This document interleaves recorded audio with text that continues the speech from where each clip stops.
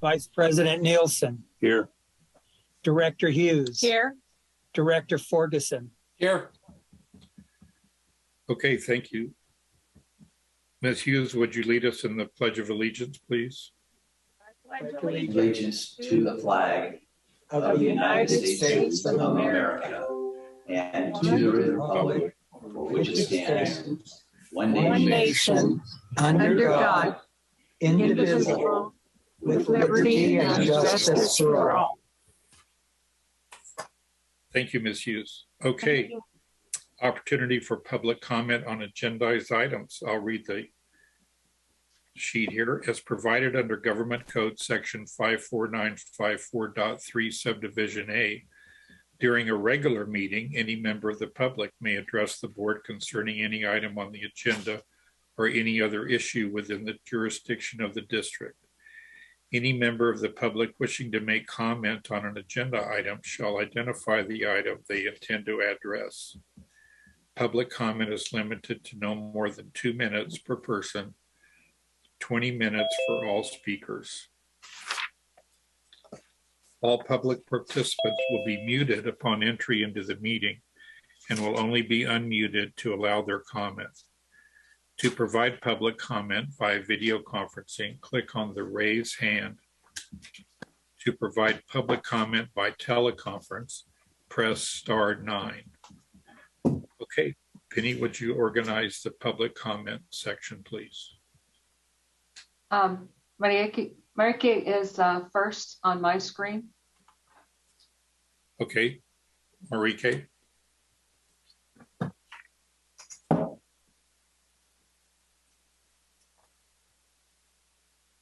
Hello, can you hear me? Yes. You can. Thank you very much. This is Marieke Verney. I'm going to speak to the irrigation cancellation notice. Of course, you sent a little notice at the very end of a long period of waiting to cancel your irrigation season. It was found by my husband, Rulik Perla, 5 hours before the irrigation season would have started. So this is remarkable amount of respect for customers that depend on your service. Thank you very much. It was also interesting that it was not decided in a public meeting, not decided by the directors, just only decided by I don't know whom. Anyway, I got some flow data from Dry Creek that BVID generously provided, and I'll read it to you. On March 22, Dry Creek on the Taco Bell Weir flowed at 8.4 CFS. On March 28, it flowed at 8.2 CFS. I'm sorry, Marieke, did you mention which agenda item you're responding yes, to? Yes, I was mentioning about the irrigation cancellation. And since that is, since it's a regular public meeting, I may speak about any subject that I want to. Thank you very much. So at the 7th of April, BVID measured 6.6 CFS at the Taco Bell Weir, and at the 14th of April, 6.6 CFS. Then this note came out, so 2.6 CFS would be available for irrigation diversion. Then at the 18th of April, BVID measures that they cannot measure the flow because the water flows so much that it goes right over the weir. I know from earlier measurements from BVID that it translates to more than 10 CFS going into Dry Creek that comes, that would have been able to be diverted. All right. Now, the weatherunderground.com, which is a weather website, an established weather data site, has a measuring station in Forbstown, and the rain accumulation over the water year in 2021-2022 stands at more than... Mr. President, we're past time. It starts at more than 50 inches. Thank you. Okay, Penny, next. Next is Colette. Very good, Colette. Unmute her. Here we go. I am also wishing to speak about the cancellation of the irrigation water, which is indescribably dishonest. A few days ago, I entered the Yuba Water Agency meeting and people were courteous, professional, and capable. Previously, I had attended the South Yuba Water District meeting, and there also, I found to my amazement, after what I have been used to at the North Yuba Water District meetings, that it is possible for people who look after the interests and needs of their community to be decent, honest, honorable, and actually to do what they're supposed to do. Why don't you turn a page, change your behavior, and deliver the water? Thank you. Thank you, Colette. Okay, Penny, next. Next is Dr. Floor. Yes, I'm going to first point out that by the Brown Act, the public is entitled to record this meeting. So you need to make it possible for everyone in the meeting to record the meeting. It is our right through the Brown Act. Next, I would like to bring up some questions that I have around the finances. So apparently in January, North Yuba Water District paid $3,279, and the items that are listed under that are Adobe, Digital Path, and meals. Now, I'm a former business owner, and I'm very aware of how much you have to pay to have an Adobe subscription, and I'm also very aware of how much Digital Path costs as a business plan. And together, Adobe and Digital Plan only come out to about $300 a month. And yet we've got $3,279 spent on these things, and the only thing left is meals. Now, it's my understanding that North Yuba Water District should not be paying for people's meals. Why are we paying for your lunch? Don't we give you about a $200,000 salary, Mr. Maupin? And that would give you enough money to bring a sandwich to work? I'm also curious about the savings drawdowns. Again, in January, you drew down savings by $300,000. Bills totaled $114,000, and the checking account went up by $187,000. So are you just paying the bills out of the savings account now? So moving on, Director Nielsen, I would like to point out Okay, that time's up, Penny. okay. I would like to respond to Dr. Floor saying that she actually looked like she was on here twice, and I had allowed her to record utilizing the other entry. Thank you. Next up is 1979, so that would be Karen Leggett. Thank you, Karen.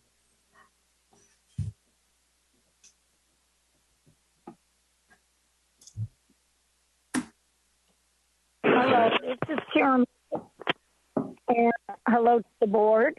And I'd like to talk about the appointment of your new person on the board. And I'd like to thank you for looking after the clients instead of yourself, and by appointing a qualified person to do the job. And also, because of the irrigation system, that all the water from the rain, that now hopefully the people that need the water in their irrigation will have taken the steps to go ahead and put buckets out and collect water, so you don't have to go ahead and they don't have to be complaining to the board anymore. Because if they took buckets and put them out and collected this water, Mind your own business there. You were allowed to speak. Thank you. Karen, go ahead. Thank you. With all the rain from the storms that we had, the complainers could have put buckets out so they could have collected the water, so they don't need to be bothering you guys no more. Because it's not right. They keep harassing you guys and bothering you guys, and you guys are trying to do your job to take care of your clients. Okay, I'm sorry, Karen. Time's up. Thank you. Next up is Charles. Charles. Apologies, Hello, Charles Sharp, Oregon House, and a Water District customer. The district spent $76,000 on legal fees in March. You paid your publicist, Crystal Martin, that's you, Crystal, $5,000 to print the falsehood that the pipe will convey 23,700 acre feet, which is physically not possible, and the falsehood that the State Water Resources Control Board curtailed the district's water when it did not.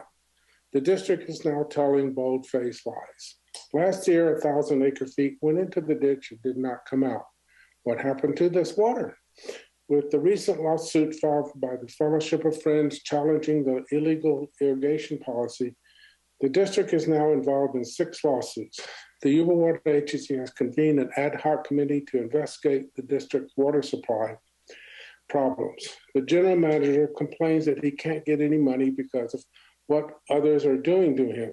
That the fact is, he doesn't know how to do his job and wants to blame others for his failures. There is water available, but the general manager refuses to deliver it. He has made no secret of his dislike for the irrigation customers. District Board cronyism has 3 appointees, Nielsen, Ferguson, and Hughes, who have lost elections now as directors. The North Yuba Water District has a problem of governance and of arrogance, not to mention transparency and accountability. The district's failures are causing untold hardships on people throughout the Yuba foothills. When is enough enough? It's time for this general manager, who is holding people's water hostage, to be Time's up, Charles. Okay, Penny, next. Next up is Donna Corson. Hi, Donna.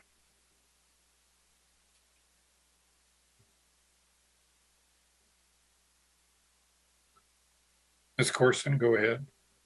This is Donna Corson. I'm unmuted now. Everybody here, there's 20 people out here in front of your office who want water, want our irrigation water. We're out here protesting and demanding our irrigation water. There's water flowing down Dry Creek that's like rushing down to Browns Valley. What's the matter with you people? You know, this is ridiculous that we don't have our water. There's plenty of water. Yeah, the press is here. A candidate for supervisors here, the Appeal Democrats here. We've got 20 signs out in front of your building, and you purposely closed the building because you knew we were coming. Adios. Okay, thank you. Next. There's S. Dambeck. Stephen. Yes, thank you. Thank you, Gary. I would like to speak a little for the farmers in the Oregon House, Dobbins Valley area. What's the agenda item? It's a general comment, Gary, if that's okay with you. It relates to the sudden statement of no water coming our way. And when I spoke last time, I spoke at the last meeting. I'd like to comment on the fact that one of the directors spoke at some length disparagingly about me later in the meeting. And I just want to remind you that you're asking for input from the public and your public servants, and then to speak ill of somebody who does their job as a constituent does not speak well. But what mostly I wanted to comment on is what the director didn't like was that I had overstated a relationship between the feasibility study for a food hub and the district. In fact, all I had done in my presentation to the supervisors was list a great number of stakeholders who normally would want to be part of being informed and informing that. In fact, Gary, through your kind offices, we did visit with the general manager, with the consultant about 9 months ago, but then he declined to return phone calls or emails after that. So for me, the shocking thing isn't that I might have overstated a relationship between the food hub endeavor and the district, but that you guys are not looking for any connection. Perhaps that will change by next Tuesday. Hopefully we'll have funding. But I'd like to put it on public record what the great demand is from the farmers. We have more and more farmers. We have more and more demand from the valley. Okay, close out, Stephen. Okay, is there a way, Gary, at some point to detail this growth in our farming needs and to try to have a conversation about getting water for farmers? Because if we don't, and we have to pump groundwater, we're either damaging our domestic system, or we're dooming an economic development, a significant economic development endeavor. Okay, we'd be happy to entertain any ideas you have. Just write it down and mail it to us, or you send an email. Thank you, Stephen. Penny? Next is Dr. Perla. Yes, thank you so much for letting me speak. First, if you look, you're in the office, look outside the window, you'll see 20 people demonstrating outside. And if you look on your screen, you'll see 30 people on the meeting. So I don't know if you care. My comment first to Mr. Vergara. Mr. Vergara, you wrote to Mr. Kinsey, our lawyer, and I'm quoting, "I assume that the information for your inaccurate statement came from your clients, who in my experience have a pattern and practice of engaging in falsehood and hyperbole. I caution against relying on their information prior to confirming its veracity." End quote. So another example of treating us and the public in general disrespectfully. I want to remind you, Mr. Vergara, that it is your client who lied on his job application, just to start with. We actually have data to back up all that we state. Since you were not the counsel during much of the time in question, I caution against relying on your client's information that is not backed up by actual data. About the appointment today, it was nice to hear the letters, to read the letters of appointment from the two potential directors, and the letter speaks clearly for themselves. The requirements for being a director at North Yuba is to follow the general manager. So I'm sure that you'll appoint accordingly to these letters. Now, Director Nielsen and Director Hawthorne, you publicly asked time is up now. for comments. There is one more commenter. It's William Seabrans. William?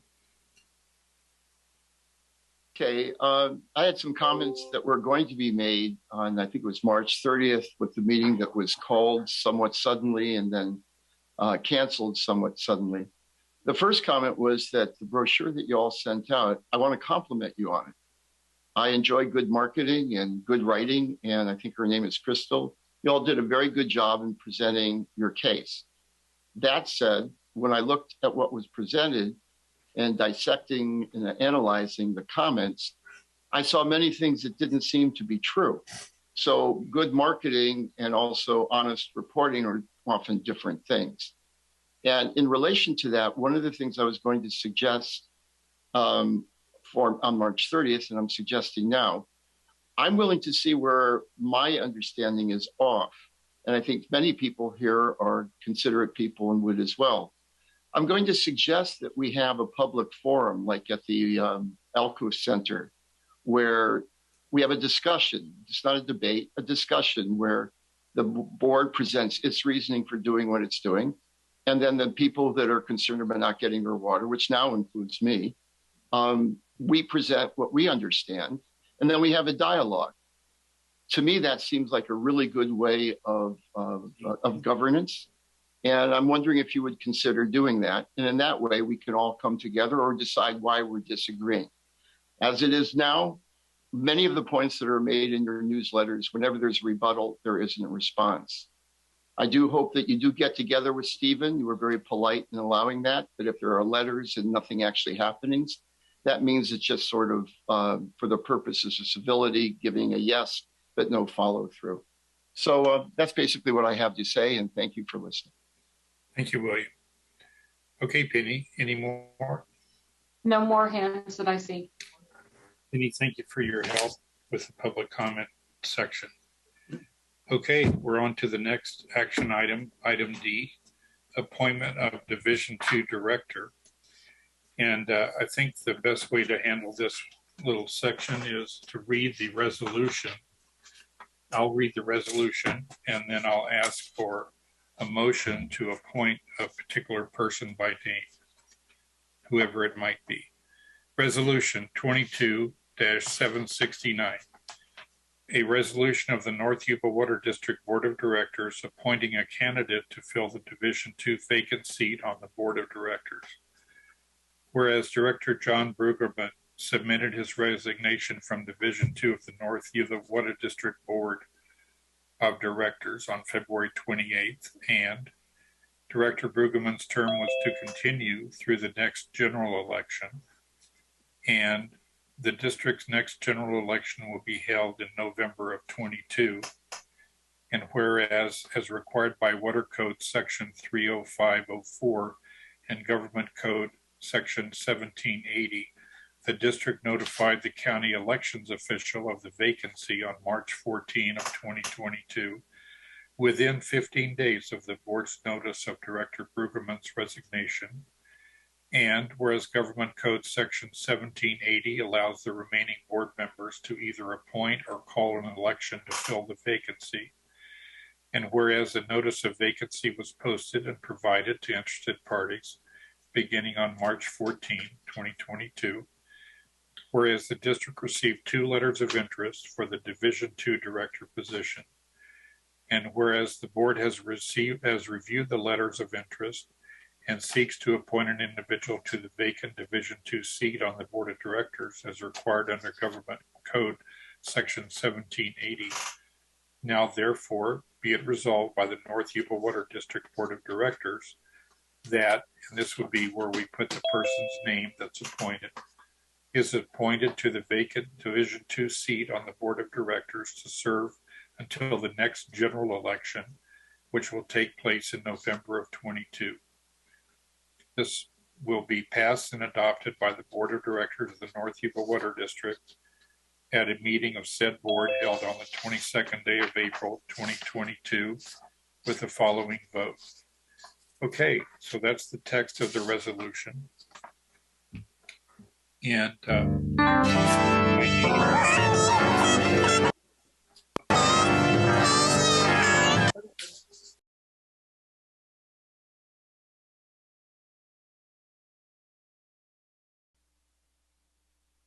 Screen. Help me. Penny.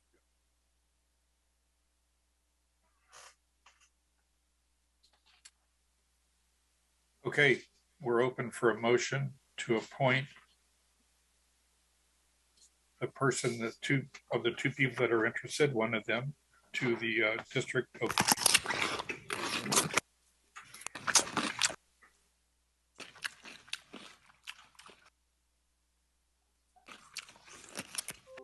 I'll make a motion to accept Chris Cross's application. Okay, we have a motion for Chris Cross to be the replacement director. I'll second it. Any discussion by the board? Mr. President, I couldn't tell who made the motion. Was that Don or was that? That was Don, yes. Thank you. Okay, any discussion from the board members for the appointment before we vote? Okay, hearing none. Roll call vote, please, in favor of Chris Cross being appointed. And Hawthorne. Approve. Vice President Nielsen. Yes. Director Hughes. Yes. Director Ferguson. Yes. Okay, thank you very much. Can I make a comment?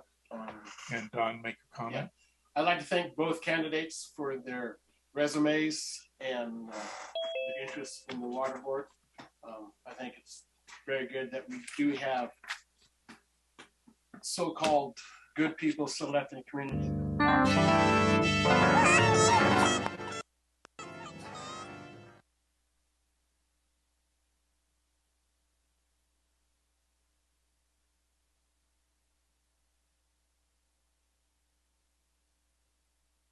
this meeting, please.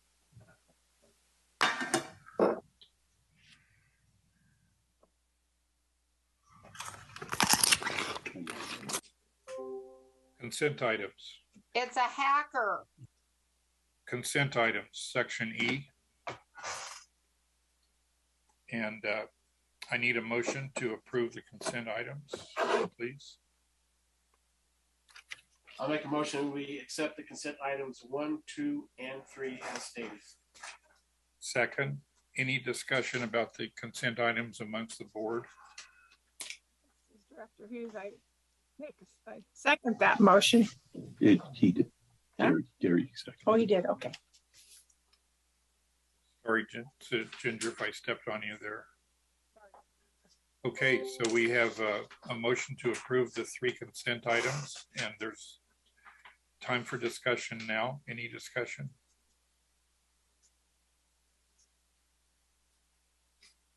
Okay, hearing none, we'll proceed to roll call vote on the consent items, please. President Hawthorne, Approve. Vice President Nielsen, Yes. Director Hughes. Yes. Director Ferguson. Yes. Very good. Okay.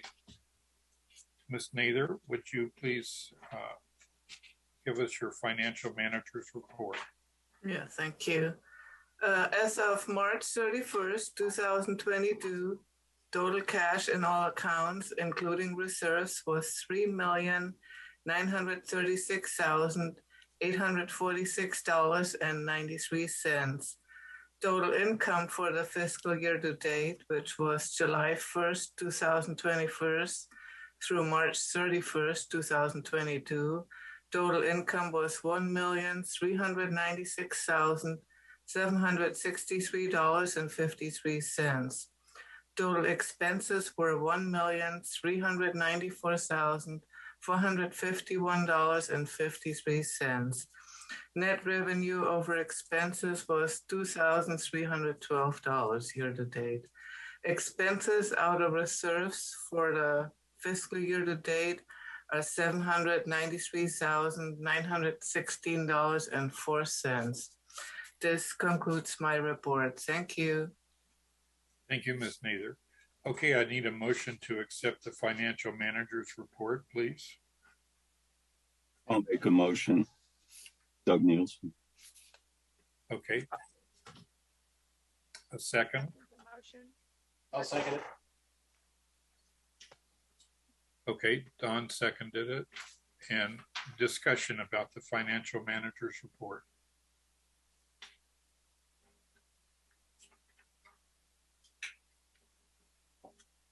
Okay, hearing none, we need a roll call vote to accept it. President Hawthorne, Accept, yes. Vice President Nielsen, Yes. Director Hughes. Yes. Director Ferguson. Yes. Okay, thank you, Heidi, and your report passed. Next item, General Manager's report, the operations memorandum, and the irrigation report. Mr. President, other than what's contained in your agenda, I don't have anything else to comment on. Okay. Can we ask you to comment about the irrigation issue or system right now? In what regard? What's the, how does it compare to previous years and things of that nature? Well, this drought has always seemed to put rain towards the end of the year, like we're facing now in April. The water level in Dry Creek will rise for a brief period, and then as the rains go away, the water will subside. Before the rains began, we were at fish flow with no water to divert. In regards to one of the customers that had reported BVID's measurements, there are other tributaries down below ours that contribute to Dry Creek. So seeing 2 CFS at the bottom, I don't know how to comment on that, but I do know, as I've indicated, there are other tributaries assisting them farther down. So we anticipate, like all years that we've dealt with, this rise in Dry Creek's water level is going to go past pretty quick, and come the summer months that the irrigators actually need the water, we're not going to have the conveyance facilities to provide it.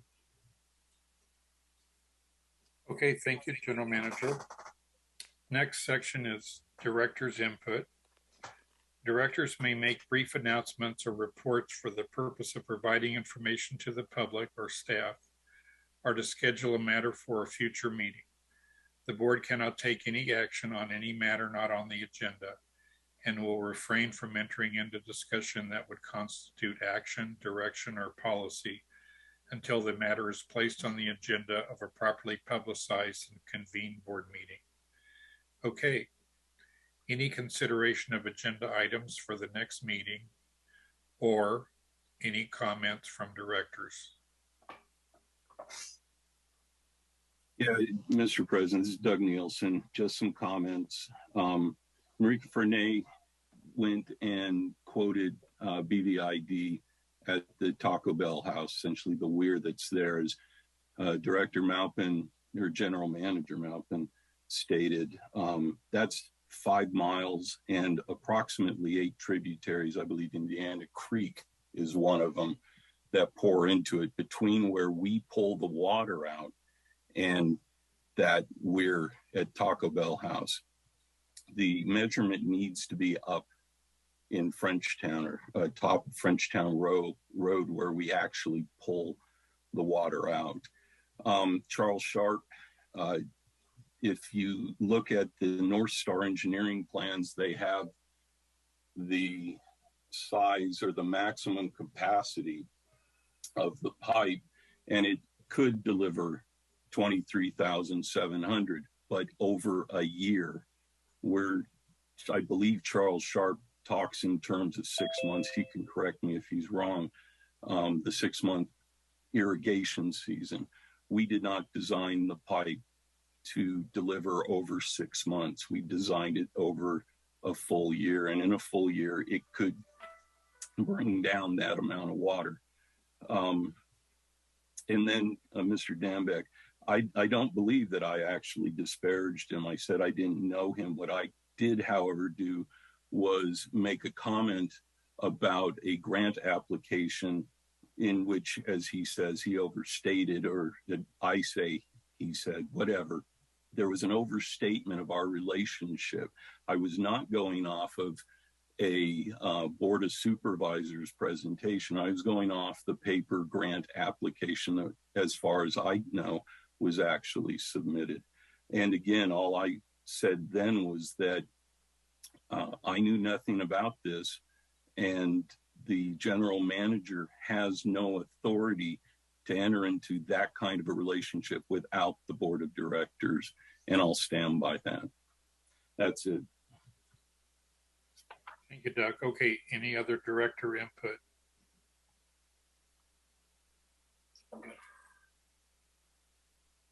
Ginger, do you have anything?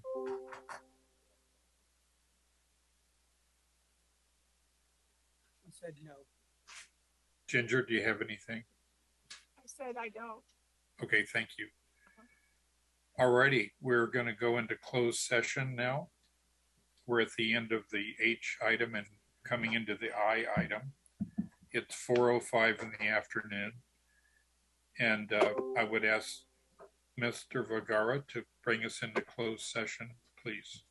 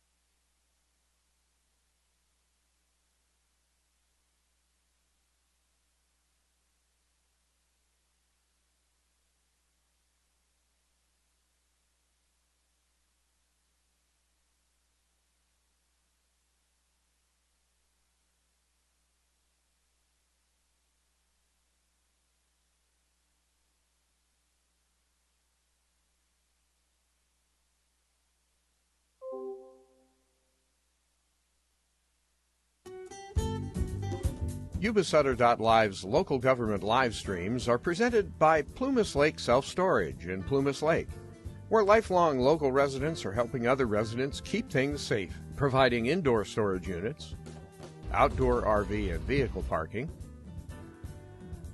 moving supplies, and Penske truck rentals. Details at plumaslakeselfstorage.com.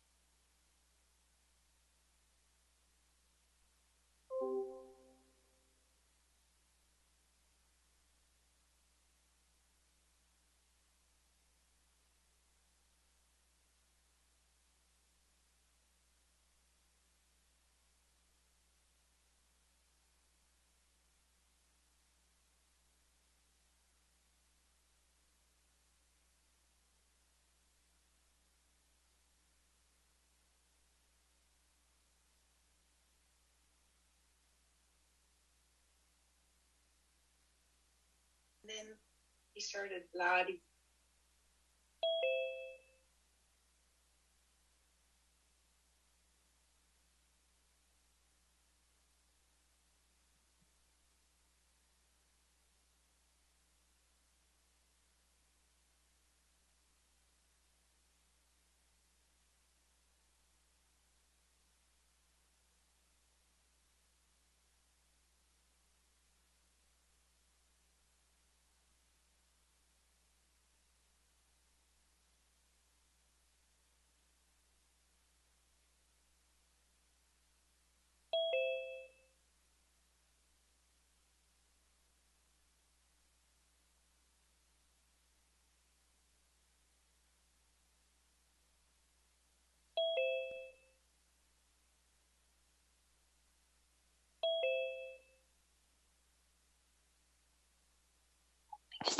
Soy el delatador García.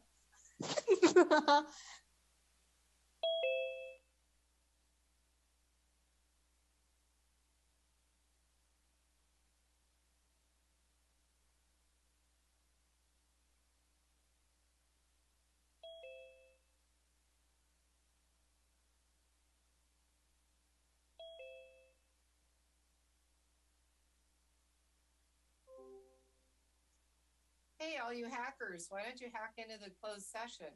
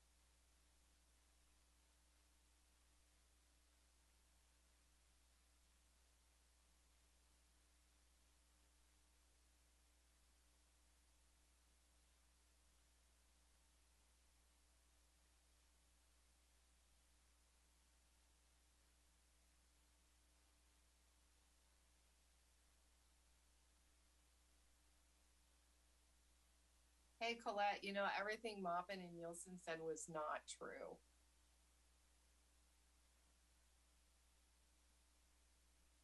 Try unmuting. Just try it. Mundo, te amo. De verdad, eres el mejor del mundo.